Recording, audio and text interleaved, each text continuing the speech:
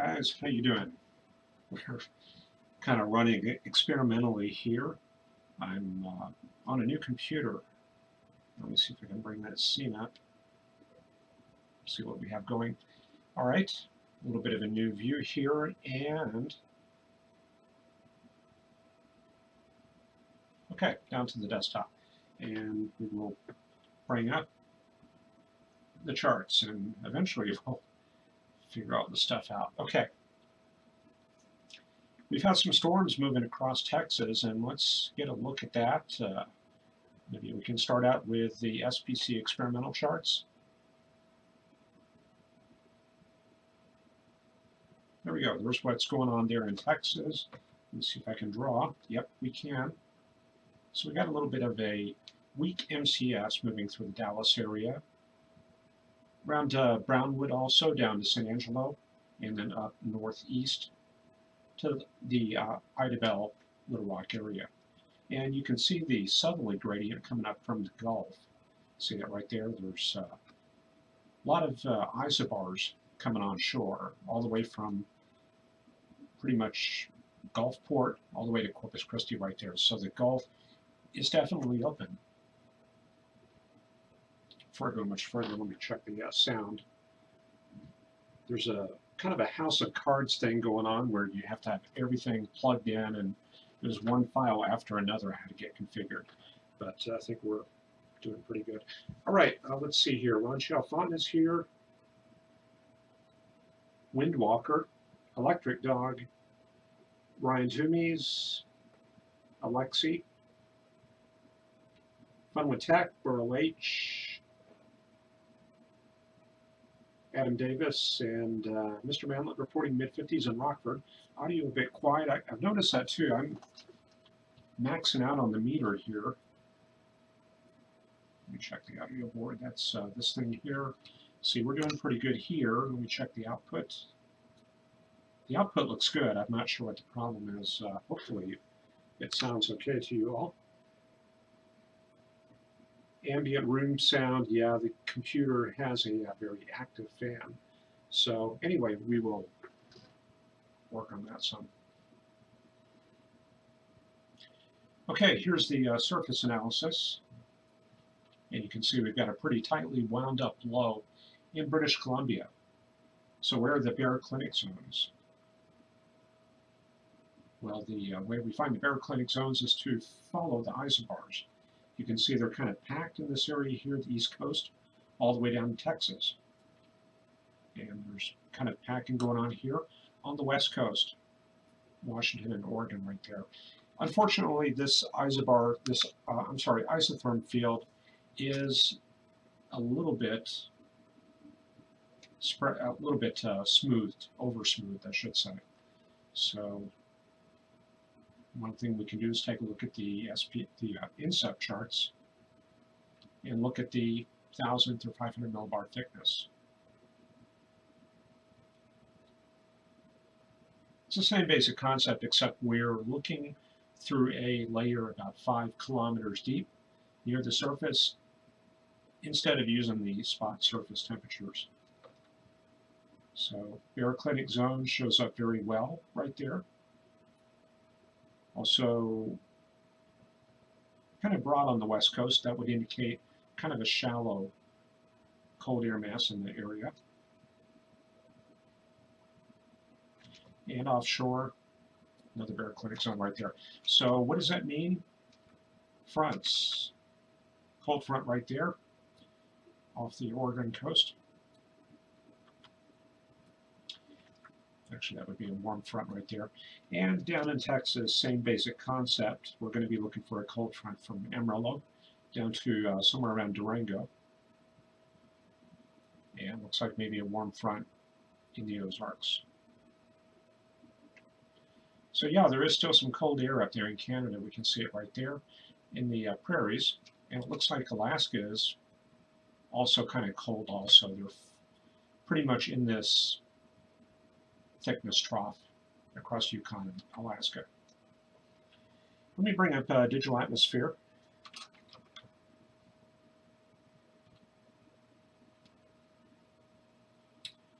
Okay, yeah, there is some weather there in England.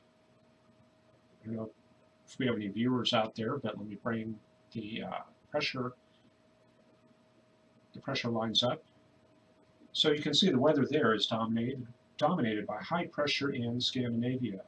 Big old 1044 millibar high up there. So there's a lot of very dense, deep cold air. And as a result, cold air is spreading across the North Sea, coming onto the Scotland coast and England. And these temperatures for that part of Europe are very cold. You can see 20s. Typically, this time of year, temperatures are around the, I would say, low 50s, 40s to low 50s this time of year. So a lot of mid 20s and 21 right there in Wales. And also Germany looks pretty cold also.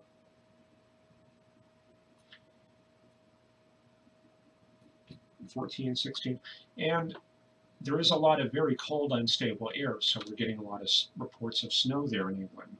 You can see right there. This is a kind of a convectively unstable air mass. Let me see if I can maybe show you a little bit of that. We'll go back to the charts. Right?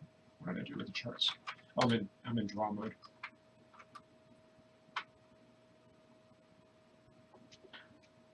Actually, I don't know what's going on. Give me just a second here.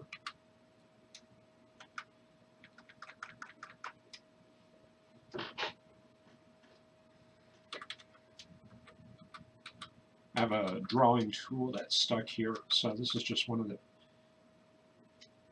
typical problems we have when we're starting on a new computer.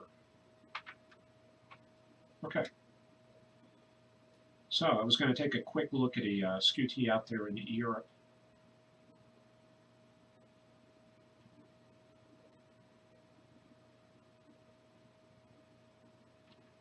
And University of Wyoming is a good place to get this data. So we can just switch over and look at Europe. And we'll pick a station here in the Midlands, Nottingham.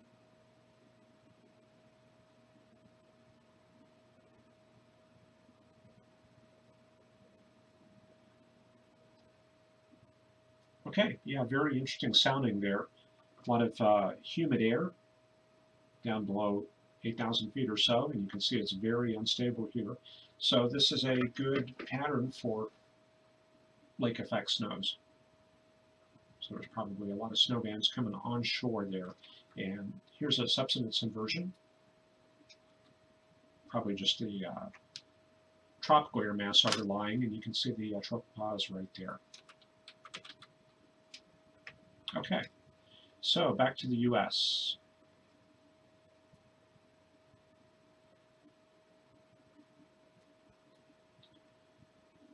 Okay, upper air charts looking like this right here. You can see a pretty strong, that's probably a polar front jet there coming from the west coast, coming up through Kansas and out to the Ohio River Valley area. And possibly a little bit of coupling with the polar front, the subtropical jet. I'm taking a guess because of this little nose of high winds right there over Florida. So you can see the polar front jet way up here, and somewhere buried in here, it's kind of a merged subtropical jet coming out of that linked up pattern and coming out over Florida right there. So with that coupling there, 150 knots in Topeka, very impressive, and 150 knots down in Albuquerque, 155 in Tucson. So probably a very long flight from Chicago to Phoenix there with that intense headwind. They're probably going around something like that. All right, surface chart. This is kind of important this time of year, or I'm sorry, low-level chart, because the low-level jet is getting started up with these kinds of patterns. Got 30 knots there in Lake Charles and 35 in Little Rock. So kind of a broad low-level jet through here. And that's bringing up some very humid air from the western Gulf of Mexico area. And let's see here. Okay.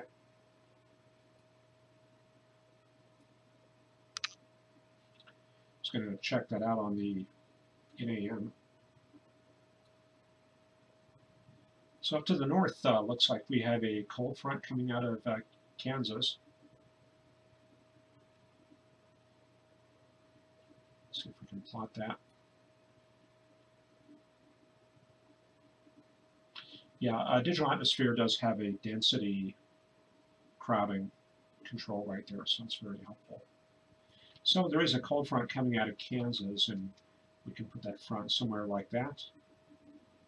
You can see there that very strong difference in the wind and the ceilings, and a little bit of rain right there in Raton. Okay, also looks like air mass contrast in Texas. You can see very dry air there above it. And off to the west, Abilene 64 to 63, very moist air. So that could be a dry line. It could be a cold front. So what we do is we take a look at the air mass in this region here. It looks a little bit cool. So I'm probably going to go with a cold front for that boundary. So that would be the Pacific front coming out of New Mexico, and the Canadian front coming out of Kansas right there. So the moist sector, obviously wet in this region right there. So that's where we look for the low-level jet at 925 and 850. And we can look at the dew points and find a isodrosotherm nose. So if we plot the 65 contour, it's going to go something like that, so we can kind of track the influx of moisture into that area. So you can see that little nose right there. So that would correspond loosely to the low-level jet location. Okay, let's move forward. Check out the air mass here in Texas. We'll look at the Fort Worth sounding, since we do have some weather out in that area.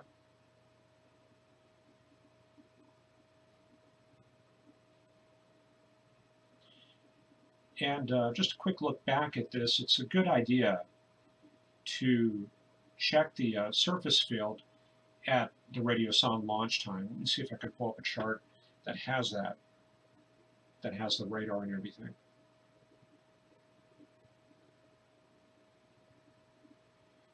Let's see, so looking for something on their site that has radar.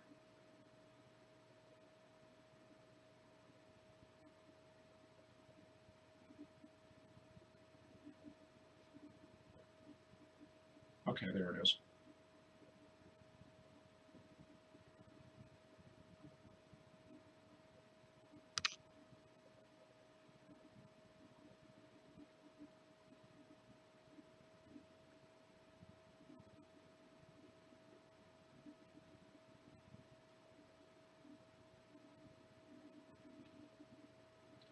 Okay, so this is 0215, and what I can do is I can loop this and go back. I guess we can only go back to about 20 after 0Z. So it looks like Fort Worth is right here. So we're sampling the air mass pretty well ahead of these storms right here. So this gives us, this is a very good location for a proximity sounding. So I think Fort Worth is ideal for that. So the sounding tonight looks like this right here. So that confirms March 1st at 0Z. And it looks like we have a little bit of a cap there. See that right there? So that's our cap. And above that, some steep lapse rates only up to about 11,000 feet or so. Above that looks like a little bit of a Cape robber. Probably not a pattern, a word you'll hear with this pattern, but by Cape robber, you know, we kind of mean a warm layer in the upper troposphere, and that's what that is. And that tends to check the amount of CAPE that's coming up through that column. And you can see the tropopause pretty high up there, about 42,000 feet. So a parcel lift will give it just a little bit of heat and a little bit of moisture.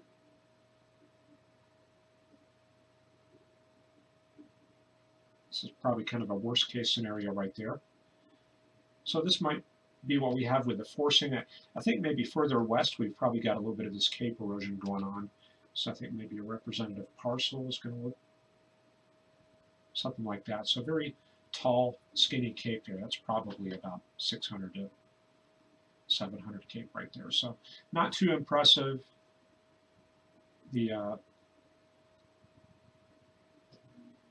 CAPE density down in the lower part of the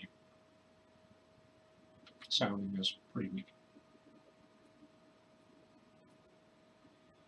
Okay, satellite, I don't have that ready. Let me see if I can pull up something here.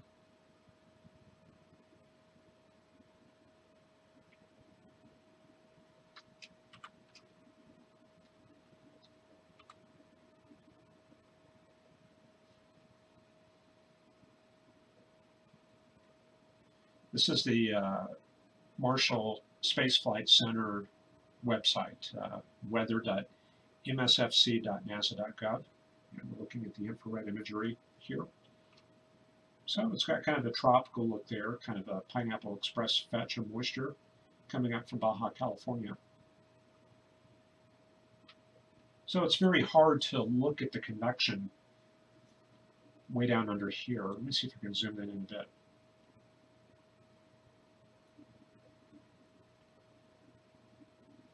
So if we were trying to look for initiation or new cells, we would have a hard time looking underneath this cirrus cover. So satellite is not very useful at all. This is where observations and radar are important. So that's that little line of convection right there. And let me take a look at the chat, see what we got going on here. Pretty good crowd tonight.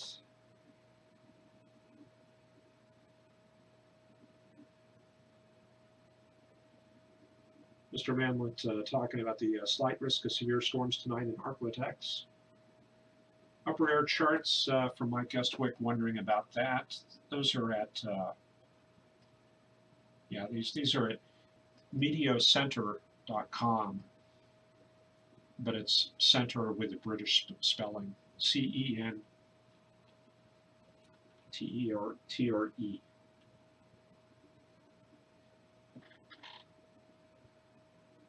Okay.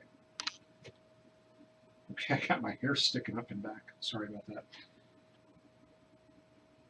All right. Let me go to the chat and see what we got going on here. Rat Bastard mentioning rain and snow. Oh, snow above 4,000 feet. Mount Lemmon is covered. Wow, 4,000. That's definitely down there. Jeff Krog, greetings, WindGrid's author there.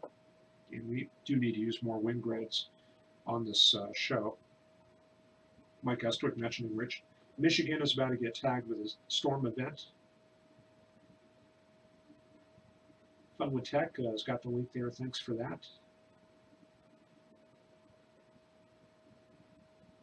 How do you have digital atmosphere plot fronts? There's a product for that. It's under data retrieve.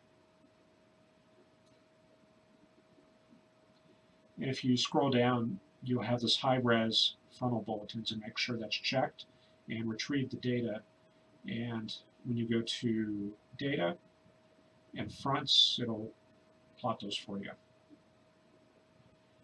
And if you want to, you can plot the pressure.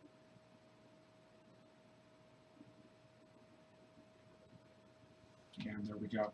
So this is showing mostly the Canadian system, and INSEP decided not to analyze the Pacific front as a separate EMS.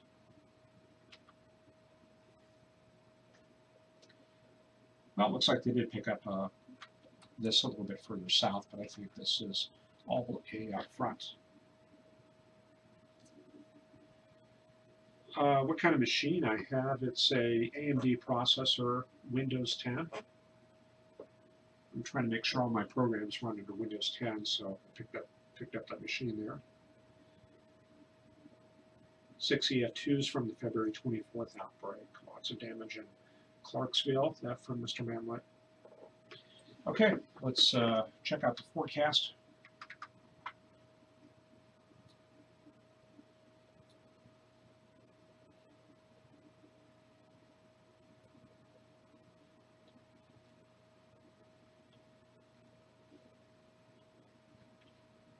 Need just a minute to get the map zoomed out. Okay, so let's see what's in the forecast. We're using the GFS, and I might have to zoom it out just a little bit more.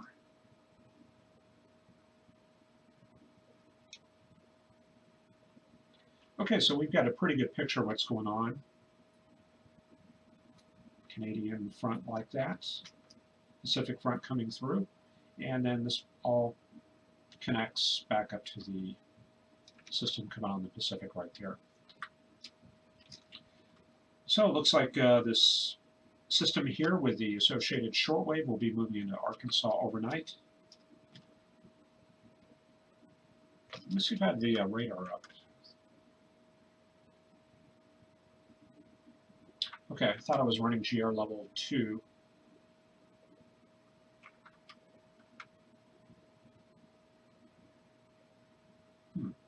Must have shut it down. I'm kind of scared to run GR level 2 because it's probably going to kill our bandwidth. I don't want to do that.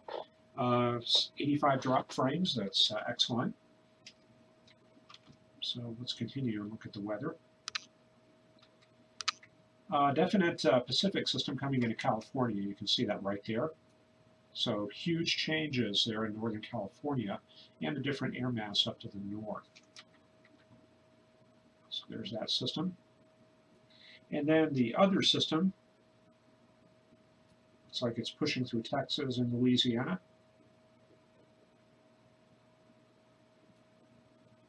I feel like that artist, Bob, I forget his name, the painter right there. Sitting here painting weather maps as we go. Okay, pretty good system coming into the northeast right there. And then we're going to be looking for this Pacific system crossing the Rockies over the weekend. And you can see the lee side trough coming up in California and New Mexico.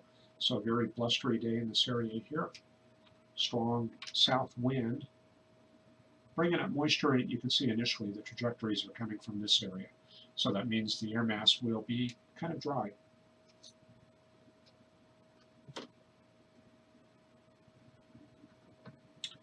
Okay, continuing.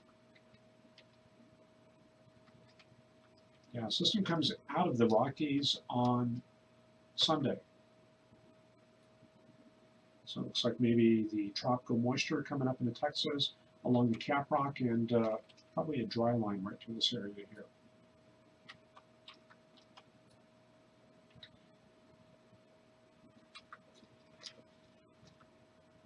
Okay, so possibly some thunderstorms there in Oklahoma and Texas on Sunday evening, and those move eastward on Monday.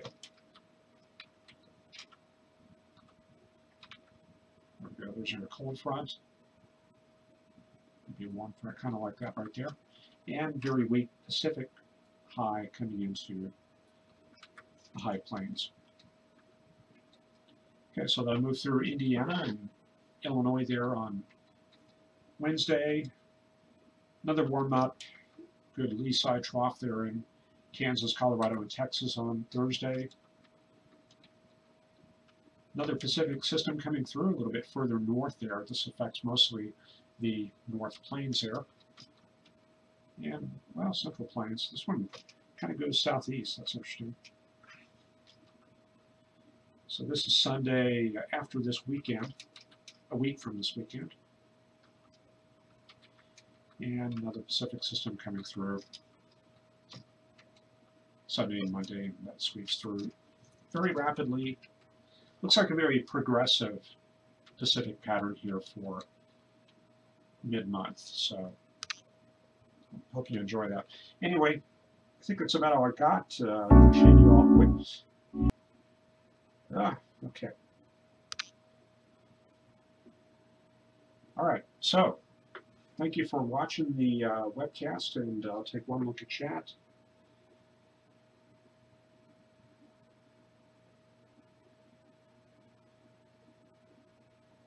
David Moore waiting for the next round of rain.